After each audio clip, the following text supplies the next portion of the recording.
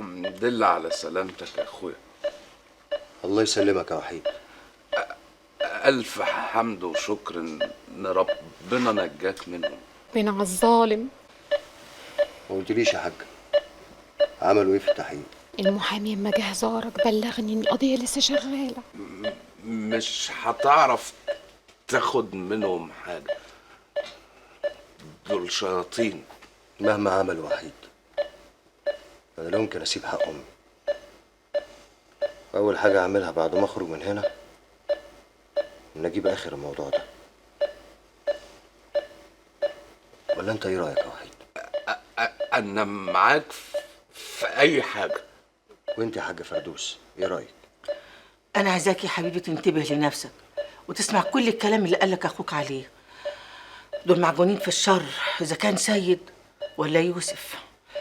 شارب كل طباعه. الحمد لله على السلامه يا اخويا. الحمد لله على سلامتك. الله يسلمك. نورت بيتك. ده مش بيتي يا وحيد. لا بيتك. بعدين يا جماعة بقى مفيش داعي للكلام ده.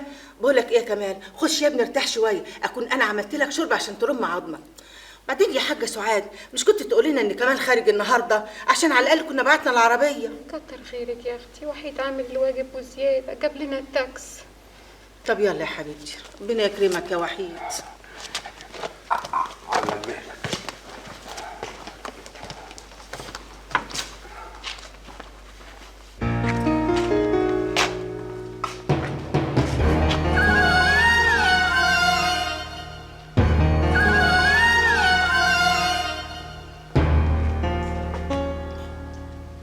على الله تكون فهمت ان ربنا مش هينصرك عليا.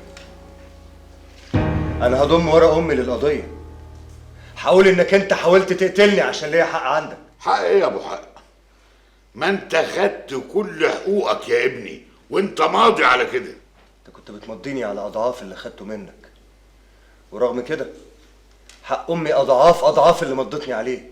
طول عمري عارف انك خسيس وقليل الاصل، وانه بسببك انت اللي هتدخلني المحكمه وتتهمني كمان بان انا حاول اقتلك. ده انا؟ ده انا اللي صبرت عليك كتير قوي.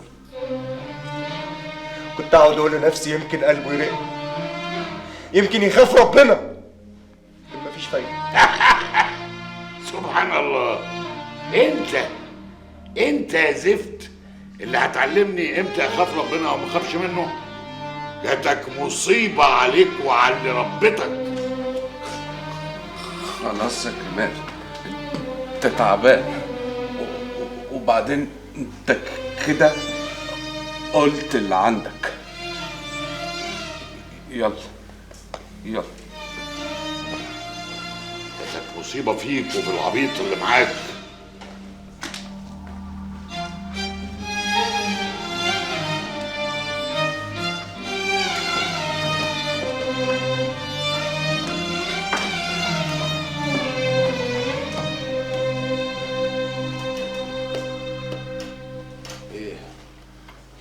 ماله جاي نفرش ريشه علينا ليه كده؟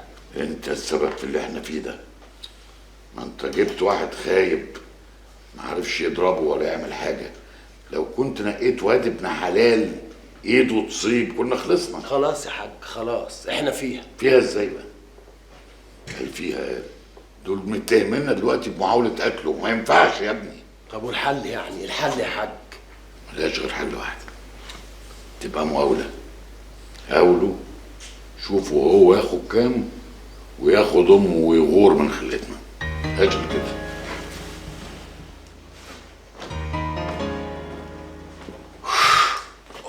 هم دلوقتي مرعوبين. جدع كمان. اجدع حاجه فيك انك بتخافش من حد. تيجي زي ما تيجي يا وحيد، ما ياخد الروح اللي خالقها.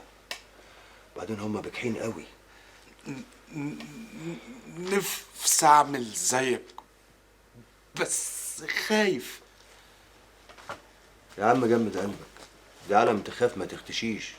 تفتكر لو عملت كده مع السيد او حتى يوسف هيخافوا مني؟ انا مش عارف اقول لك ايه، بس انا عن نفسي لو حد لمس شعره منك مش هسيبه يا وحيد. كفايه اللي اتعمل فيك قبل كده. سيبك مني دلوقتي، المهم انت تاخد حقك من عينيهم. بالذوق بالعافيه هاخد حقي يا راجل. ده انا ندمان على كل السنين اللي فاتت واللي سبته يمرمط فيها فيا زمان. قول يا واد اعقل، ده برضه اسم ابوك. هو كده اللي يسكت له يديله فوق دماغه. يا كيمو، انا جاي اطمن عليك. والله جاي تطمن عليا؟ فيك الخير. بيقول لك اللي اختشوا ماتوا. طب ليه بس اللون الغامق ده؟ ما يلا يلا، اللي اختشوا ماتوا، وبكره نقعد على الحيطه ونسمع الزيطه، وكل واحد صنداله على بسطته. مش هنخلص بقى، ما هو الكلام ده هيودينا في حاره سد يا عم كيمو. فانا بقول يعني انا جاي لك دلوقتي عشان اقطع عرق واسيح دم. يعني ايه؟ يعني تقعد مع نفسك كده بالهداوه وبما يرضي الله، وتشوف حقك فين وهتاخده، وفي بوسه كمان. انا عرفت ان الارض اتباعت زمان بمبلغ وقدره،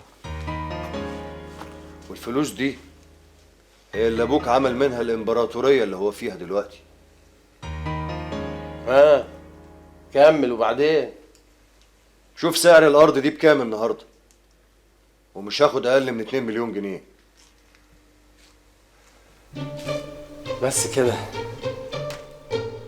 ده انت هتاخدهم وفوقيهم حبه كمان. خلاص يبقى ما اختلفناش، ادوني حقي وكل واحد يروح لحاله. ماشي، انت بس سيبني كده اخويا، ايه يعني يومين كده اخد ودي بس مع الحاج كده لحد ما نقطع فرط الموضوع ده. اصل الموضوع شكله طول قوي وبوخ قوي قوي قوي يا كيمو. سلام يا اخويا.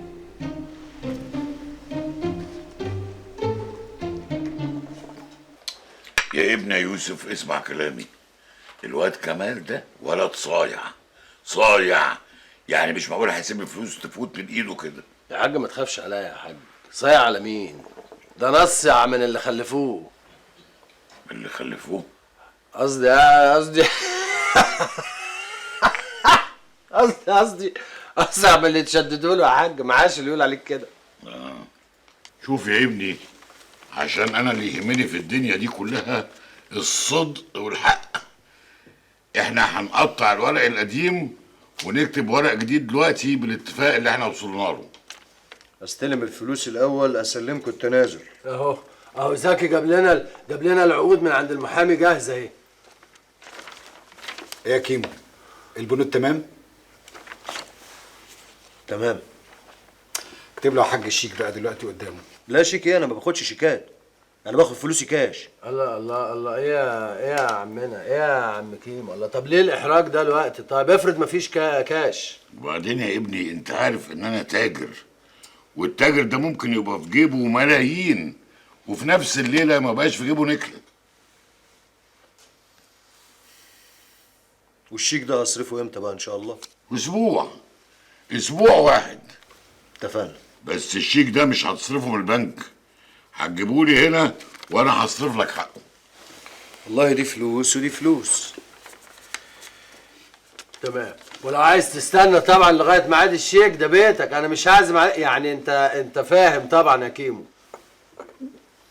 لا والله، اصل امي صحتها تعبانه شويه، وانا بصراحه قلقان عليها من القعده هنا. انا هرجع بيها السيده يمكن صحتها تتحسن شويه. زي ما انت عايز يا كيمو.